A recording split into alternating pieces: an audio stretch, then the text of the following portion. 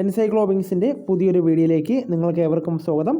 അപ്പോൾ നമ്മൾ ഇന്നത്തെ വീഡിയോയിൽ ഉൾപ്പെടുത്തുന്നത് നിങ്ങളെല്ലാം കേട്ട് സുപരിചിതമായ ഒരു പദമായിരിക്കും ക്രെഡിറ്റ് സ്കോർ അല്ലെങ്കിൽ സിബിൽ സ്കോർ എന്നൊക്കെ പറയുന്നത്. ഇത് നമ്മൾ നിത്യജീവിതത്തിൽ അല്ലെങ്കിൽ നമ്മൾ ബാങ്കിങ് മേഖലയിലേക്ക് പോകുമ്പോൾ നമുക്കിത് വളരെ അത്യാവശ്യകരമായ ഒരു കാര്യമാണ്. ഇതുമായി ബന്ധപ്പെട്ട് ചിലവർക്ക് ഈ കാര്യങ്ങളെക്കുറിച്ച് വ്യക്തത ഉണ്ടായിരിക്കണമെന്നില്ല.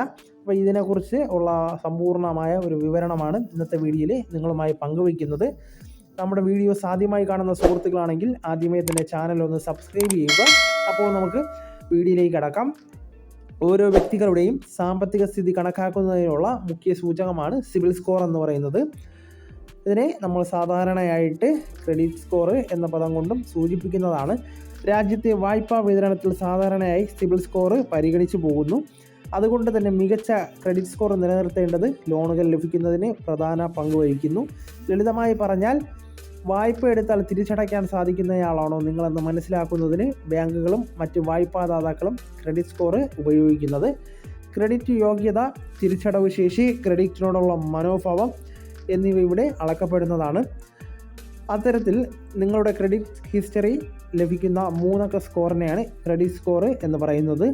രാജ്യത്തെ ബാങ്കുകളും വായ്പ നൽകുന്ന മറ്റ് ധനകാര്യ സ്ഥാപനങ്ങളും ഉൾപ്പെടുന്ന ക്രെഡിറ്റ് ഇൻഫോർമേഷൻ ബ്യൂറോ ആണ് ഇത് കണക്കാക്കപ്പെടുന്നത്. ഇതിനെ കണക്കാക്കാൻ വേണ്ടി മറ്റു ചില സംവിധാനങ്ങളും ഇതിൻ്റെ ഭാഗമായിട്ട് പ്രവർത്തിക്കുന്നുണ്ട്.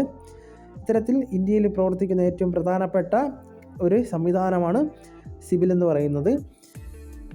ഇതുമായി ബന്ധപ്പെട്ട് നമുക്ക് ഏറ്റവും കുറഞ്ഞ ക്രെഡിറ്റ് സ്കോർ എന്ന് പറയുന്നത് 300 ആണ്. പരമാവധി 900 ആണ്. രാജ്യത്തെ ബാങ്കുകളിൽ വായ്പ അനുവദിക്കുന്നതിനുള്ള മാനദണ്ഡമായിട്ട് കുറഞ്ഞ ക്രെഡിറ്റ് സ്കോർ പരിഗണിക്കുന്നത് 750 ആണ്. ഇതുവരെ അനുവദിച്ചിട്ടുള്ള വായ്പകളിൽ 79% അത്തരത്തിലാണെന്ന് കണക്കുകൾ വ്യക്തമാക്കുന്നു. ക്രെഡിറ്റ് ഹിസ്റ്ററി തന്നെയാണ് സ്കോറിനെ ബാധിക്കുന്ന പ്രധാന ഘടകമെന്ന് പറയുന്നത്. ഇതിനായി കമ്പനികൾ കഴിഞ്ഞ 3 വർഷത്തെ നിങ്ങളുടെ വായ്പാ ഇടപാടുകൾ പരിശോധിക്കുന്നു. ഈ കാലയളവിൽ വരുത്തുന്ന ഓരോ പിഴവും ക്രെഡിറ്റ് സ്കോർ കുറയുന്നതിന് കാരണമാകും.